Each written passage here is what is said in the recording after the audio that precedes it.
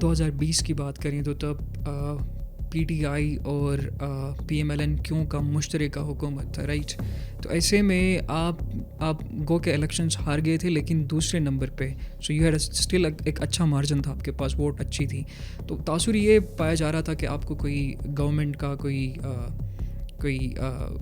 آپ کو کوئی پوزیشن دیتے ہیں، کوئی کوآرڈینیٹر بناتے، لیکن ایسا نہیں ہوا. مجھے یہاں پہ اسپیشل کوآرڈینیٹر ٹو سی ایم وہاں سے فائل بن کے آیا تھا. تو مجھے خالد خورشید صاحب اس وقت چیف منسٹر تھے گلگت بلتستان کے، اس نے اپنے آفس میں بلا کے مجھے کہا کہ آپ کا فائل آیا ہے اور آپ کا آرڈر ابھی میں کر رہا ہوں، لیکن میرے لیے ایک مشکلات ہیں. پچھلے دنوں اسلام آباد میں حلقہ 1 سے ظفر محمد شادم خیل جو کہ پاکستان استحکام پارٹی میں شمولیت کے لیے گئے تھے، اور کئی دن کہیں یا ہفتے کہیں وہ گلبرگ کے ساتھ بڑے خوش نظر آئے. بالکل. لیکن اچانک سے انہوں نے پریس کانفرنس بلائی اور استحکام پارٹی میں شمولیت سے انکار کیا. تو سوشل میڈیا پہ ایک تاثر یہ بھی پایا جاتا ہے کہ بولیاں لگی تھی لیڈرز کو خریدنے کی، اور ظفر محمد شادم خیل کو کوئی کم ریٹ شاید دیا گیا تھا، تو اس لیے انہوں نے قبول نہیں کی. یہ کس حد تک اس بات میں صداقت ہے؟ جو سوال آپ کے ذہن میں ابھرا ہے یا کسی نے ریز کیا ہے، ٹھیک ہے کہ نہیں، ان چیزوں کو آپ لوگ جو ہے نا پس پردہ دیکھیں، اس کو سیاسی تناظر میں دیکھیں. کوئی بھی سیاسی لیڈر جب کسی پارٹی میں جاتا ہے وہ لیڈرشپ مانگ کے جاتا ہے. اچھا، پچھلے 77-78 سالوں سے جس ڈیموکریسی کی ہم بات کرتے ہیں، جس کے تحت سیاسی دعوے کیے جاتے ہیں کہ ہم یہ لائیں گے وہ ترقی ہوگا، لیکن پچھلے 77-78 سالوں بعد بھی ہمارے یہ سوالات بھی پرانے ہو چکے ہیں، یہ گلے شکوے بھی پرانے ہو چکے ہیں، لیکن وہ مسائل کوئی نئے نہیں، وہی پرانے مسائل میں ہم جھگڑے ہوئے ہیں. گلگت بلتستان ایک ایسا خطہ ہے جو وفاق کے انڈر یہاں پہ جو ہے نا نظام چلاتے ہیں. اچھا، یہ جو گزر شندور روڈ ہے، اس کی تاحال عوام کو کمپنسیشن کیوں نہیں دی گئی ہے؟ دیں گے، نہ دینے والی بات نہیں ہے، لیکن اس میں پروسیس ہے. جو شمرن پاور ہاؤس ہے، وہاں جو واٹر چینل ہے، اس کی وقتی مرمت تو کی جاتی ہے اور بارہا وہ خراب ہمیں ہوتا دکھائی دیتا ہے. تو اس کے لیے کوئی پرماننٹ، کوئی مستقل کوئی حل ہے؟ وہ بجلی گھر وہ بھی اپنے فنڈ سے، جی، پھر فضل حسن نے یاسین کے فنڈ سے بنایا ہے. اس وقت مرتضیٰ خان MNA تھا ہمارا. یہ شندور اور شونج، اگر میں اس کا نام صحیح لے پا رہا ہوں تو شونج کا نالہ بولتے ہیں. جی، وہاں کی زمینی تنازع کا کیا معاملہ ہے وہاں پہ؟ وہاں زمین کا کوئی تنازع نہیں ہے، وہاں باؤنڈریز کا ایشو ہے. ذرا یہ بتائیں، آپ کاغذات نامزدگی کے لیے کتنے گاڑیاں اور کتنے لوگ لے کر گئے تھے؟ تو کچھ سینئر دوستوں نے مجھے یہ کہا کہ یا آپ اتنا جلسہ کر کے وہاں جانے سے کوئی مقصد تو حاصل نہیں ہو رہا ہے، صرف فنفاں کے علاوہ اور کوئی اس میں نہیں ہے. السلام علیکم اور آداب عرض، میں ہوں سجاد شرما. آپ دیکھ رہے ہیں معیار میڈیا کا ایک بہت خاص پروگرام دی کریک روم کرونیکلز.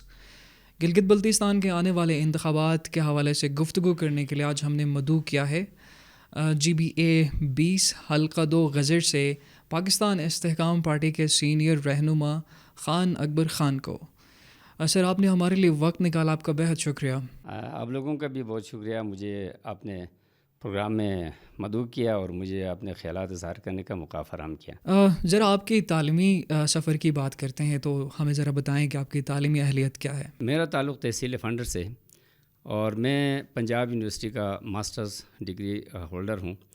اور میں 1996 سے میں اسٹوڈنٹس پولیٹکس میں رہا ہوں، اور میں غزہ اسٹوڈنٹ فیڈریشن کا میں چیئرمین رہا. پھر لاہور یونیورسٹی میں گلگت بلتستان اسٹوڈنٹ ایسوسیشن کا میں جنرل سیکرٹری 3 سے 4 سال میں نے خدمات سر انجام دیا. اور اس کے بعد میں مکمل طور پر پولیٹکس میں آیا، اور 99 کے نومبر میں الیکشن میں ڈسٹرکٹ کونسل کا الیکشن لڑا اور میں منتخب ہو گیا. اور اس کے بعد سیاسی سفر میرا جاری رہا اور علاقے میں سیاسی جدوجہد اور سماجی خدمات میں سر انجام دیتا رہا. اور میں یہاں گلگت میں ڈگری کالج میں نے اپنے اسٹوڈنٹ کی رہنمائی کیا، لیڈ کیا، ان کے لیے خدمت کیا. اور 4-5 سال میں غزہ اسٹوڈنٹ فیڈریشن کا میں چیئرمین رہا. اور یہ تمام سفر میرا پولیٹکس میں رہا، اور میرا پورا مشن جو ہے نا عوامی خدمت اور یوتھ کو جو ہے نا ویل اویئر کرنا اور ان کو آگے لانے کا میرا سفر تھا، اور میں ابھی تک اس پہ میں کام کر رہا ہوں۔ درمیان میں خود الیکشن میں نہیں آیا، 2 دفعہ ضلع کونسل کا میں الیکشن لڑا، منتخب ہوا، اور اس کے بعد 2015 میں ہم نے الائنس بنا کے علاقے کے مناسبت سے مسائل بہت زیادہ تھے، ہم نے ممبر منتخب کیا اور وہ صوبائی وزیر بھی بنے، اور اس کے بعد 2020 میں خود الیکشن لڑا پاکستان مسلم لیگ قاف کے پلیٹ فارم سے، پہلی دفعہ 2020 میں آپ الیکشن لڑے؟ جی بھی اسمبلی کا میں نے الیکشن لڑا، ٹھیک ہے، تو اس میں سیکنڈ پوزیشن حاصل کیا اور تحریک انصاف مجھ سے جیت گئے، اور میں اس کے بعد بھی میں پولیٹکس میں کام کر رہا ہوں۔ تو ابھی میں دوبارہ پاکستان استحکام پاکستان پارٹی کے پلیٹ فارم سے میں غزر حلقہ نمبر 2 سے بحیثیت امیدوار قسمت آزمائی کر رہا ہوں۔ جی، 2020 کے الیکشنز کے حوالے سے چونکہ ہم نے آپ کا کوئی پرانا انٹرویو دیکھا تھا، آپ نے کچھ ریزرویشنز شو کیے تھے، تو کیا وہ فیئر الیکشنز تھے؟ نہیں، اس وقت یہ ہوا کہ پی ٹی آئی کا مرکز میں اور ایوان صدر میں، گورنر ہاؤسز میں سارے مطلب طاقت P T I Pakistan Tehreek Insaf حکومت کا تھا، تو یہاں پہ آپ کو پتہ ہے کہ لامحالہ ایسا قدوغن جو ہے نا حق پہ جو تھے، جو جن کا ووٹرز زیادہ تھے اور جمہوری طریقے سے ان کو صحیح طریقے سے جو ہے نا جتنا کا پوزیشن تھا، تو ان کے اوپر جو ہے نا شب خون مارا گیا، اور میرے ساتھ بھی اس طرح ہی ہوا کہ میرے ووٹرز کے ساتھ ایک تو برف باری ہو گئی، موسم خراب ہوا، ووٹرز صحیح باہر نہیں نکل سکے، اور دوسری طرف یہ ہوا کہ 500 سے 600 جو میرے ووٹس تھے ان کو جو ہے نا یہ ڈبل ٹھپے کے نام سے ان کو ضائع کرا دیا، اور یہ سارے جو ہے نا کام میرے ساتھ جو ناانصافی کا جو رزلٹ جو نکلا ہے نا، وہ آر او کے آفس میں یہ سارے کام ہو گیا، اور اس وقت گنڈا پور کی وجہ سے پوری انتظامیہ جو ہے نا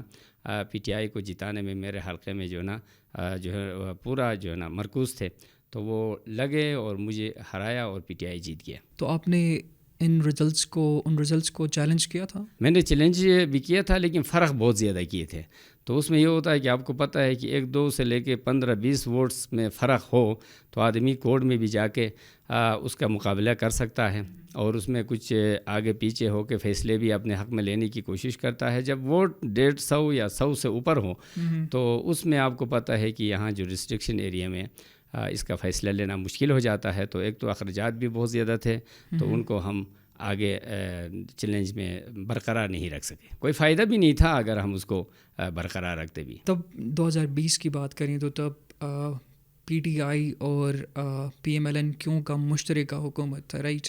تو ایسے میں آپ گو کے الیکشنز ہار گئے تھے لیکن دوسرے نمبر پہ، سو یو ہیڈ اسٹل ایک اچھا مارجن تھا، آپ کے پاس ووٹ اچھی تھی، تو تاثر یہ پایا جا رہا تھا کہ آپ کو کوئی گورنمنٹ کا کوئی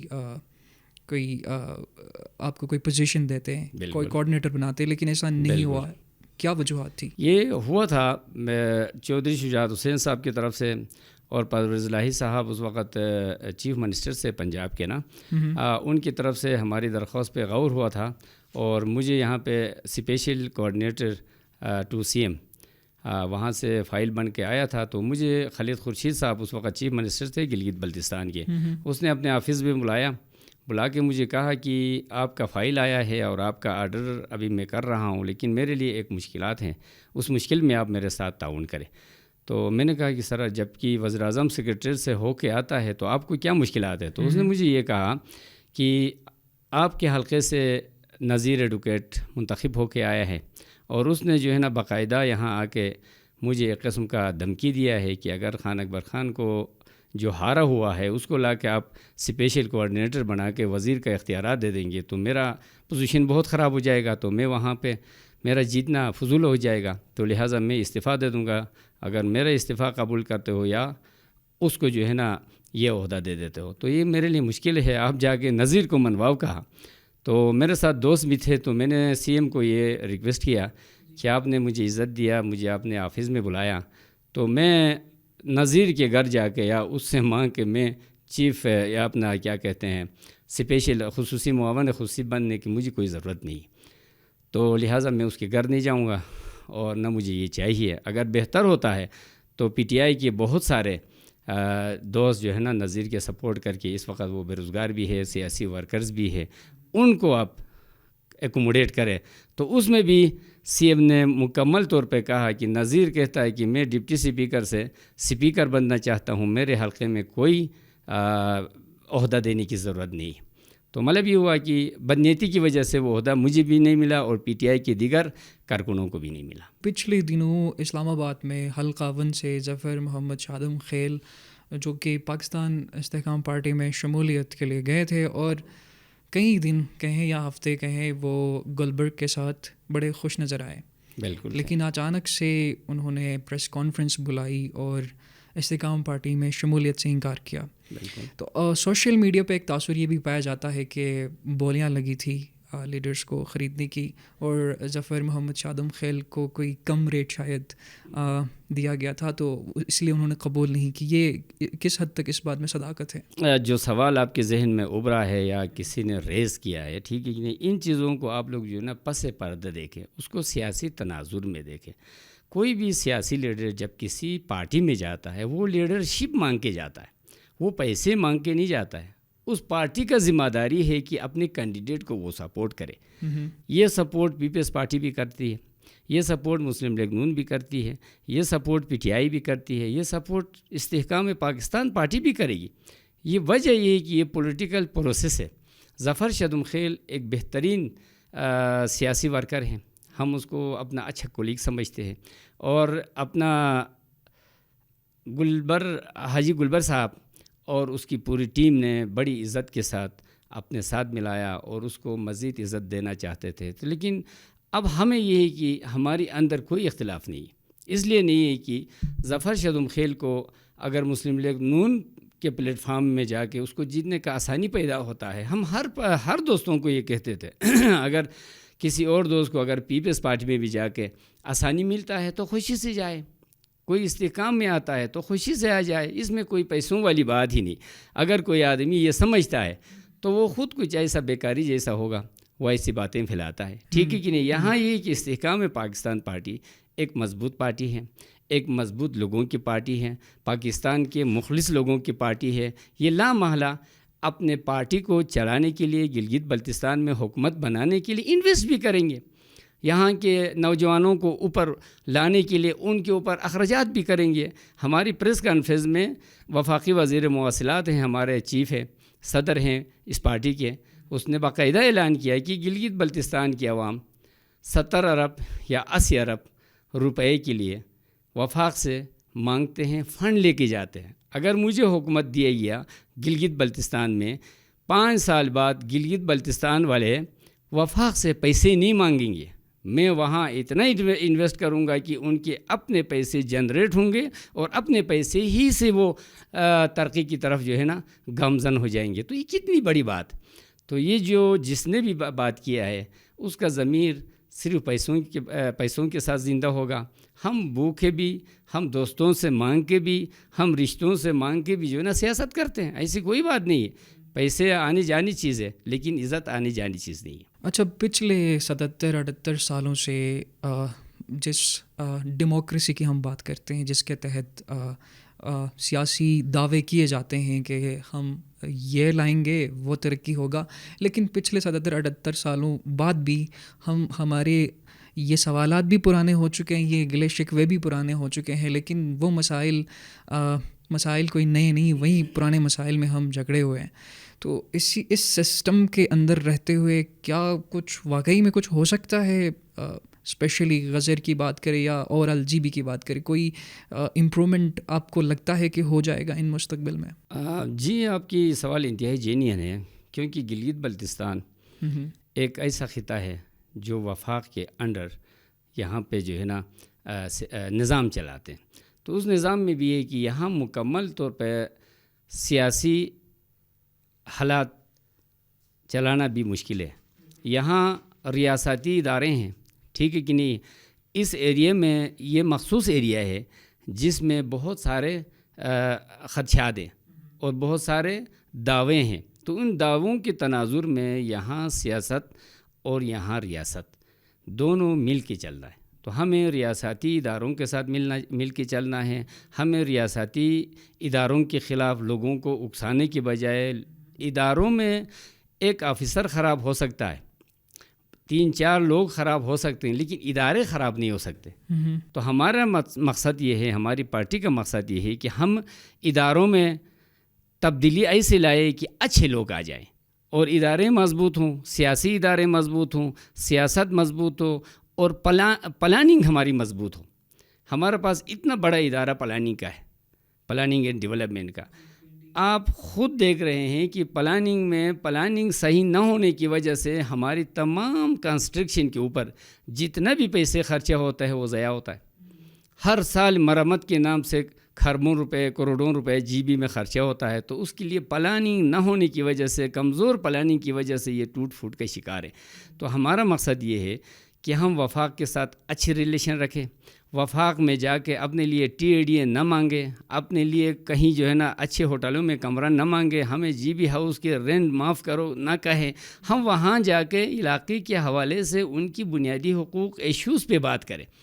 ہمیں کسی اچھے فورم میں گلگت بلتستان کے نوجوانوں کو اوپر لانے کے لیے، ان کو انٹرنیشنل لیول پہ متعارف کرانے کے لیے، یہاں کے ذخائر، یہاں کے جو وہ ہے چھپے ذخائر ہے، ان کو جو ہے نا انٹروڈیوس کرنے کے لیے ہمیں کام کرنا چاہیے. تو ہمیں یہ ہے کہ ہم تبدیلی لا سکتے ہیں، یہاں کام کر سکتے ہیں، لیکن شرط یہ ہے کہ ہم خیال لوگ اسمبلی میں پہنچے. اسمبلی بہت بڑا ادارہ ہے. بعض لوگ اسمبلی کو کہتے ہیں نا یہ کھوکھلا ایک اسمبلی ہے، یہ اسمبل جیسا ہے. یہ دیکھو وہ لوگ ناشکری کرتے. یہ ایک بہترین فورم ہے. یہاں قابل لوگ اوپر نکلتے. قابل مینس کوئی پی ایچ ڈی والا ضرورت نہیں ہے. سیاست میں قابل آدمی ہو، پڑھا لکھا آدمی ہو، اس کو بولنا آتا ہو، اس کو سمجھنا آتا ہو اور پلاننگ کرنا آتا ہو، کسی کو سمجھا کے مسائل حل کرنے والا لوگ ہمیں چاہیے. تو یہاں پہ یہ ہے کہ کچھ معاملات میں منفی پروپیگنڈوں کی وجہ سے ہم خراب ہو گئے ہیں. ہماری معاشرتی جو برائیاں جنم لے رہے ہیں یہ منفی سوچ کی وجہ سے لے رہے ہیں. ہمیں مثبت سوچ کی طرف لوگوں کو راغب کرنے کی ضرورت ہے. ہمیں مثبت کاموں میں ہمیں اپنے یوتھ کو جو ہے نا مشغول کرنے کی ضرورت ہے. ذرا حلقہ 2 کی بات کرتے ہیں، غزیر کی، آپ کے حلقے کی. وہاں پہ ایک دوست نے ہمیں یہ سوال پوچھنے کو کہا تھا کہ جو شمرن پاور ہاؤس ہے وہاں جو واٹر چینل ہے اس کی وقتی مرمت تو کی جاتی ہے اور بارہا وہ خراب ہمیں ہوتا دکھائی دیتا ہے. تو اس کے لیے کوئی پرماننٹ، کوئی مستقل کوئی حل ہے؟ آپ نے بہت پرانا میرے خیالات اس طرف راغب کیا. یہ 1992-93 کی کہانی ہے. ہمارے یاسین سے سید فضل حسن شاہ صاحب ہمارے ایم این اے ہوتے تھے. اس وقت ممبر نادرن ایریاز کونسل کہا جاتا تھا. جی. تو اس کے دور میں جی ایس ایف غزہ اسٹوڈنٹ فیڈریشن نے فنڈر میں ہنگامہ آرائی کر کے پیر کرم علی شیخ کو بھی ڈپٹی چیف کی حیثیت سے وہاں پہنچا کے وہ بجلی گھر وہ بھی اپنے فنڈ سے پیر فضل حسن نے یاسین کے فنڈ سے بنایا ہے. اس وقت مرتضیٰ خان ایم این اے تھا. ہمارے حلقے کا شیر قلعہ والا مرتضیٰ خان تھا. مرتضیٰ خان کے ساتھ ہمارا سیاسی ٹسل رہا. اس ٹسل میں ہنگامہ آرائی میں پیر فضل حسن پیر سید کرم علی شیخ صاحب دونوں ہمارے مرحوم لیڈرز ہیں، ان کو اللہ تعالیٰ مغفرت فرمائے. ان کی موجودگی میں یہ سکیم منظور ہوا اور تب سے ابھی تک جو ہے نا یہ پروجیکٹ پہ لوگوں کو فوائد مل رہے ہیں. تو آپ کی بات یہ صحیح ہے کہ شمرن بجلی گھر کے حوالے سے پلاننگ بہت غلط ہے اور یہ غلط پلاننگ کی وجہ سے سالانہ 4 کروڑ 5 کروڑ اس چینل پہ خرچہ ہوتا ہے. اور اس میں بھی غلطی منتخب نمائندے کا ہے کیونکہ وہ پہلے پلان نہیں دیتا ہے اور اس پلان کے اوپر وہ کام نہیں کرتا ہے اور اس کے بعد اس ٹینڈر کے مراحل میں آنے کے بعد ٹھیکیدار جس ٹھیکیدار کو یہ ملتا ہے اس ٹھیکیدار سے کام لینے کے لیے اس کو طریقہ کار نہیں آتے ہیں، جس وجہ سے پیسے بھی ضائع ہے اور لوگوں کو اس چینل سے فوائد بھی نہیں مل رہے. تو ہمارا مقصد یہ ہے کہ ہم چھوٹے چھوٹے جو وہ ہے پاور ہاؤسز ہے ان کو ہم متعارف کرائیں گے. انشاءاللہ ہر یونین کونسل سطح پہ ہم جو ہے نا پاور ہاؤسز بنائیں گے. 2-3-4 پاور ہاؤسز ہمارے حلقے میں الگ الگ حلقوں میں ہو جائے تو لوگوں کو بجلی کی جو سہولت ہے نا یہ عام ہو جائے گی انشاءاللہ. اچھا، یہ جو گزر شندور روڈ ہے اس کی تاحال عوام کو کمپنسیشن کیوں نہیں دی گئی ہے؟ یہ کمپنسیشن اس لیے نہیں دیا گیا کہ دیں گے، نہ دینے والی بات نہیں ہے، لیکن اس میں پروسیس ہے. جب ٹینڈر ہو جاتا ہے جس میں جو ٹھیکیدار یا محکمہ لے لیتا ہے، اس کے بعد یہ ہوتا ہے کہ ٹھیکیدار اپنا کام شروع کر دیتا ہے اور اس کا اپنا کمپنسیشن کے لیے پروسیس سے گزرنا پڑتا ہے، ٹھیک ہے کہ نہیں ہے. تو اس میں کچھ ناپ تول کے معاملات پہ، کچھ زمینوں کے معاملات پہ، کچھ درختان ہیں، کچھ میوادار درختان ہیں، ان سب کو الگ الگ کر کے تقسیم کرنے میں وقت لگ گیا. اور دوسری بات یہ ہے کہ بہت سارے غلطی ہم میں سے ہو گیا، کیونکہ ہم جذباتی قوم ہیں اور اس جذبات کی وجہ سے ہم نے بہت نقصان اٹھایا. پچھلے سال آپ کو کسی نے بتایا ہوگا 23 اور 24 میں ہمارے پاس لم سم جو ہے نا کوئی کیا کہتے ہیں خراب 1.5 کروڑ روپے تھے، ٹھیک ہے، وہ بھی کم ہو کے کوئی 99 کروڑ روپے ہمارے پاس ڈی سی کے آفس میں تھے. تو لوگوں نے مختلف جگہوں میں روڈ بلاک کر کے ہمیں کمپنسیشن دو کہ ٹھیکیداروں کو کام سے روکا، اور ان ٹھیکیداروں نے کلیم کرنا پڑتا ہے. جتنی بڑی بڑی مشینریز یہاں پہ لگے ہوئے ان لوگوں نے کلیم کیا تو گورنمنٹ کے پاس اور پیسے نہیں تھے، ورنہ ٹھیکیدار کام نہیں کر رہے تھے اور مطلب یہ کہ تعمیراتی کمپنی واپس جانے کا خطرہ ہو گیا. تو 22 کروڑ روپے کمپنسیشن کے پیسے ان کو تقسیم کیے گئے، جس کی وجہ سے کمپنسیشن کے لیے پیسے اکاؤنٹ میں موجود نہیں رہے. اور اب دوبارہ وفاقی وزیر مواصلات نے کوئی 40 کروڑ روپے ریلیز کیا ہے. تو ان کے ساتھ مزید پیسے وہ خود گلگت آ رہے ہیں، ہمارے پارٹی کے سربراہ ہیں، اس الیکشن کی وسطت سے بھی آئے گا اور یہ شندور روڈ کے حوالے سے بھی آئے گا. تو اس میں اس نے کمپنسیشن مطلب لوگوں میں تقسیم کرے گا. کچھ چیزیں تیار بھی ہیں، کچھ چیکس بن رہے ہیں، تو انشاءاللہ مئی کے آخری ہفتے میں لوگوں کو تقسیم ہونا شروع ہو جائیں گے. یہ شندور اور شونج، اگر میں اس کا نام صحیح لے پا رہا ہوں تو شونج کا نالے بولتے ہیں جی، وہاں کی زمینی تنازع کا کیا معاملہ ہے وہاں پہ؟ وہاں زمین کا کوئی تنازع نہیں ہے، وہاں باؤنڈریز کے ایشو ہے. اب یہ ہندرب نالہ بولتے ہیں عام طور پر اس کا بھی کہ ابھی وہ تنازع بھی ختم ہو گیا. ایک وہ کوہستان کا کوئی ملک ایک تھا، اس کے چرواہے لا کے کچھ مال مویشیاں وہاں پہ گرمیوں کے سیزن میں کوئی 2-3 مہینے کے لیے آتے تھے. تو بعد میں وہ آدمی اس چراگاہ کو جو اس کو عرضی طور پر دیا جاتا تھا، وہاں پہ قلنگ لیتے تھے ان سے نا، تو وہ قلنگ نہ دے کے یہ زمین میرا جو ہے نا باپ نے لیا تھا، میرے جو ہے نا ذاتی ملکیت ہو گیا کہ دعویٰ کیا تھا. ہمارے لوگوں نے گورنمنٹ کو ہلایا، ہنگامہ آرائی کیا، کرنے کے بعد کافی معاملات بھی چلے. اب وہ ہمارے قبضے میں ہیں، وہ لوگ ایک قسم کا دستبردار ہے، ان کا حق بھی نہیں ہے وہاں پہ. تھوڑا بہت سینہ زوری کرنے کی کوشش کی تھے تو اس کا کوئی اتنا بڑا ایشو نہیں. رہی بات شندور کا، شندور تنازع یہ کہ شندور میں کوئی تنازع نہیں ہے. شندور میں چترال سیکورٹس جب وہاں آ کے چھاونی بنایا تو چترال سیکورٹ ہو، گلگت سیکورٹ ہو یا NLI ہو، پنجاب راجمنٹ ہو یا خیبر پختونخوا کا جو رائفلز وہ ہے آرمی ہے، تو یہ سارے جو ہے نا پاکستان کے آرمی ہیں.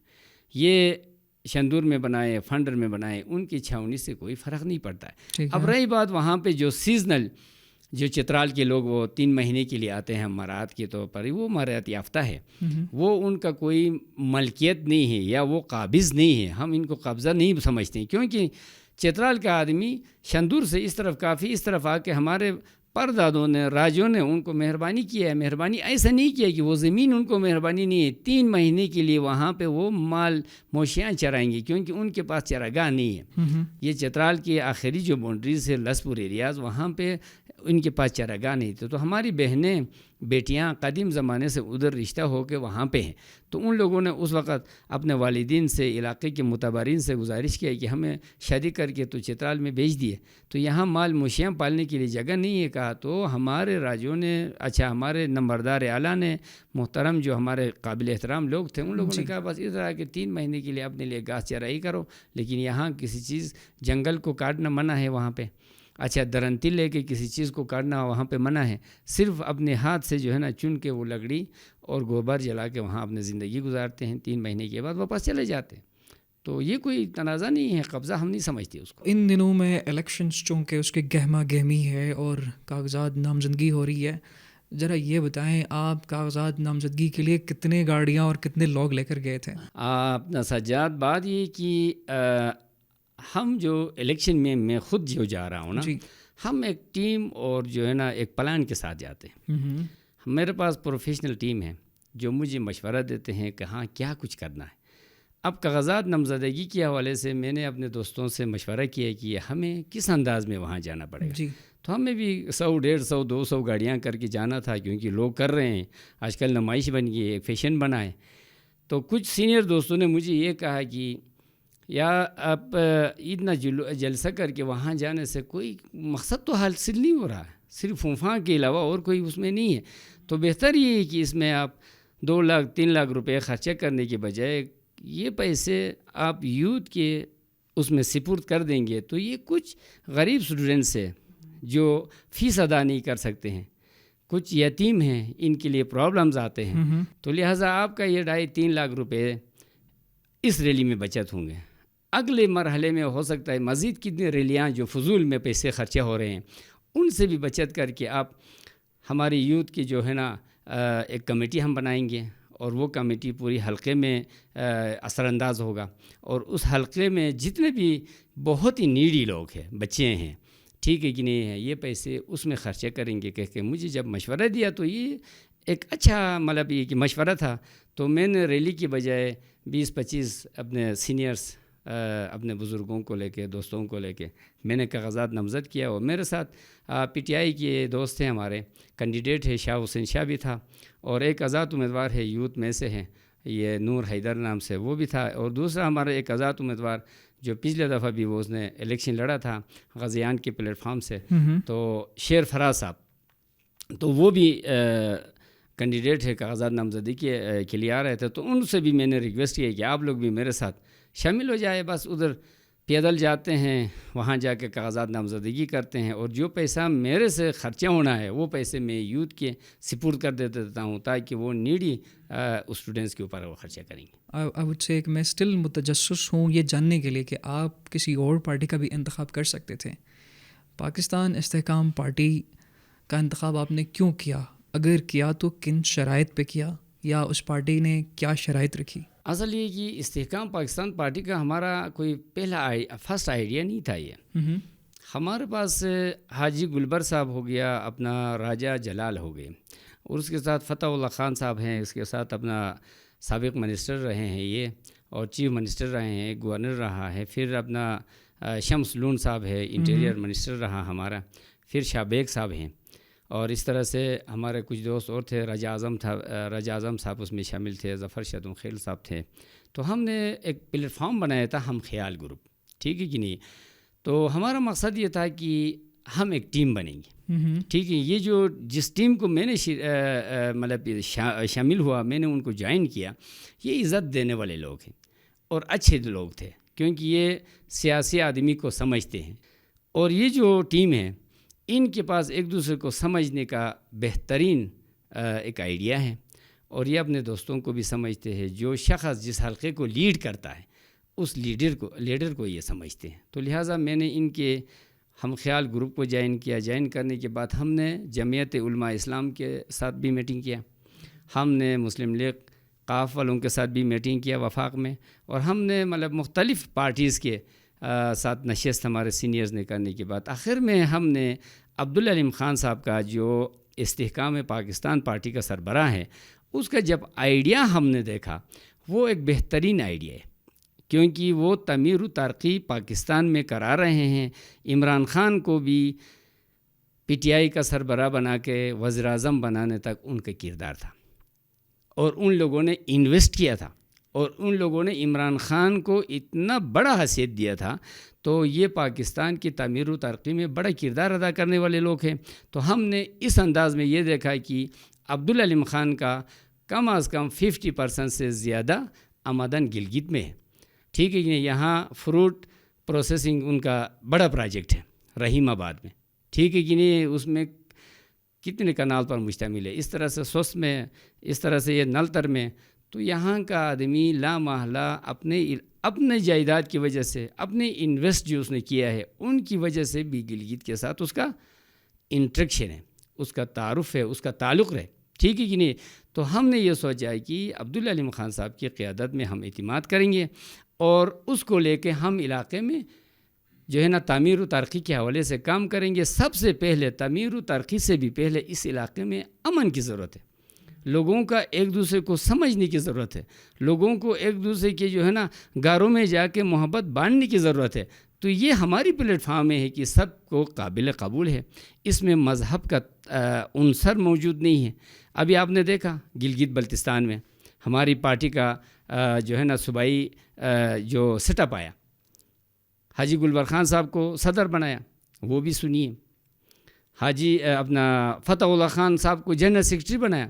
سب نے کہا یہ ہونا چاہیے تاکہ ہمیں دوسرے پارٹیوں سے ہمیں مختلف ہونا چاہیے، اس لیے مختلف ہونا چاہیے. دوسرے پارٹیاں ہم دیکھ رہے، صدر شیعہ ہو گیا تو جنرل سیکرٹری سنی ہوتا ہے، صدر سنی ہو گیا تو جنرل سیکرٹری شیعہ ہوتا ہے، فائنانس سیکرٹری یا اطلاعات کا سیکرٹری جو ہے نا وہ اسماعیلی ہوتے ہیں. تو مطلب کہنے کا مطلب ہے کہ ہمیں مذہبی طور پر تقسیم ہونے کی بجائے ہمیں مشترکات کی طرف آنا چاہیے. ہمیں ایک دوسرے کو سمجھنے کی ضرورت ہے. ہمیں ایک آدمی چاہے اس کا جس گروپ سے بھی تعلق ہو، جس مطلب ہے کہ مطلب یہ کہ جس فرقے سے بھی اس کا تعلق ہو، وہ ہمیں پوٹینشیل ہو اور ہمیں کام کرنے کے لیے وہ سامنے آ جائے. ہمیں اس کو بھی 1 سال 2 سال دیکھنا ہے، اس کے بعد ہم تبدیلی کریں گے. یہ کوئی پرماننٹ چیز نہیں ہے. تو اب یہ سیاسی عمل کا حصہ ہے، ہمیں آگے بڑھنا ہے. تو عبدالعلیم خان صاحب اس وقت گلگت بلتستان کی تعمیر و ترقی میں حصہ لینا چاہتا ہے. وزیر اعظم پاکستان میاں محمد نواز شریف کو بھی مضبوط کرنے والا شخصیت وہی ہے اور اس کی ٹیم ہے. تو ان کی ٹیم کو لے کے ہم یہاں پہ انشاءاللہ آنے والے وقتوں میں حکومت ہماری بنے گی اور ہم یہاں کے لوگوں کو اور اپنی یوتھ کو ایک اچھا موقع فراہم کریں گے تاکہ ان کو لے کے ہم آگے بڑھ سکیں. اچھا، کیا سمجھتے ہیں آپ کا جو حلقہ ہے، حلقہ نمبر 2، وہاں کے سب سے بڑے مسائل کیا ہے اور ان کے لیے آپ کا منشور کیا ہے کہ آپ ان مسائل کو کس طرح ایڈریس کریں گے؟ اب بنیادی ایشوز تو بہت زیادہ ہیں، ہمیں ہر چیز کا ایشو ہے. ہم کیونکہ وہاں پہ سیاست نہیں کرتے، ہم ضروریات پہ کام کرتے ہیں. بالکل. اس وقت ہم چینل نکال رہے ہیں، اس وقت ہم چھوٹی چھوٹی پول بنا رہے ہیں. تو آپ سمجھے نا کہ ہمارے پاس سیاست نہیں ہے، ہمارے پاس ضرورت کی چیزیں نہیں ہیں. تو ان ضرورت میں سب سے امپورٹنٹ ضرورت ہماری صحت کی چیزیں ہیں. صحت ہمارا ٹھیک ہوگا تو سب پہ اوپر غور کرنے کا ہمیں موقع آئے گا. اس کے بعد ہمیں ایجوکیشن کے مواقع فراہم کرنا ہے گورنمنٹ سطح پہ. ہمیں آغا خان ایجوکیشن کے علاوہ گورنمنٹ سیٹ اپ میں 50 سے 60% سہولت ہے، 100% ہمارے پاس نہیں ہے. نہ فیکلٹی کا ہمارے پاس بندوبست ہے. اب آپ کو پتہ ہے گاکوچ میں KIU کا کیمپس وہاں پہ کھلا ہے، قراقرم یونیورسٹی یہاں پر ہے. ہمارے کسی لیڈر نے ہمارے کسی اسمبلی میں جو ہے نا جو بنی ہوئی حکومت جو پہلے کے تھے ان لوگوں نے کوئی ایسا سیٹ اپ موجود نہیں دیا جس میں فیکلٹی کو بھی اسٹوڈنٹس کو بھی سہولت میسر ہو. اندر حالات ایسے پیدا کرے کہ اسٹوڈنٹ اندر جا کے خوش ہو جائے کہ یار میں کسی یونیورسٹی میں آیا. تو یہ ساری چیزیں ہم نے منشور میں شامل کیا ہے اور کچھ دنوں میں ہمارے منشور تیار ہوگی، ہم پبلک کریں گے. تو انشاءاللہ ہماری منشور یوتھ کے مشورے سے بنی ہے، اسٹوڈنٹس کے مشورے سے بنی ہے. ہمارے سینئرز میں اس پہ عمل درآمد کیے ہیں اور اس کو انشاءاللہ منظوری کے بعد ہم اس کو پبلک کریں گے. تو یہ سارے سامنے آ جائے گا. ہمیں ہر چیز پہ کام کرنا ہے. آپ نے کہا کہ آپ کیا کریں گے، میں نے ہر چیز کرنا ہے. ٹیلی کمیونیکیشن پہ کام کرنا ہے، روڈ کمیونیکیشن پہ کام کرنا ہے، صحت کے اوپر میں نے آپ سے عرض کیا، ایجوکیشن کے اوپر میں نے کام کرے، باؤنڈریز کے اوپر میں نے کام کرنا ہے. ٹھیک ہے کہ نہیں، علاقے کی زمینوں کے اوپر ہم نے کام کرنا ہے اور علاقے کی لوگوں کو معاشی طور پر مستحکم کرنے کی زراعت کے اوپر ہم نے کام کرنا ہے. بنجر اراضیات کو بندوبستی طور پر جو ہے نا آباد کرنے کا طریقہ ہم نے اپنانا ہے. ہمیں شجرکاری کی طرف لوگوں کو لے کے آنا ہے. ہمیں گلگت بلتستان کو مضبوط کرنے کے لیے بہترین پلان دینے کی ضرورت ہے. بطور ماحولیات کے اسٹوڈنٹ شاید یہ میرا فریضہ ہے کہ میں اس پہ ضرور آپ سے سوال پوچھوں. پچھلے سال 2025 میں ہم نے دیکھا تالیداس کا ڈیزاسٹر آیا اور پھر خلطی میں ہم نے دیکھا وہاں پہ بہت سارے قدرتی آفات ہوئے اور آنے والے سال 2026 میں بھی یہ چیزیں ہونے جا رہی ہے. اور بطور ماحولیات کے ایک طالب علم میں شاید اس چیز سے زیادہ خوف زدہ ہوں.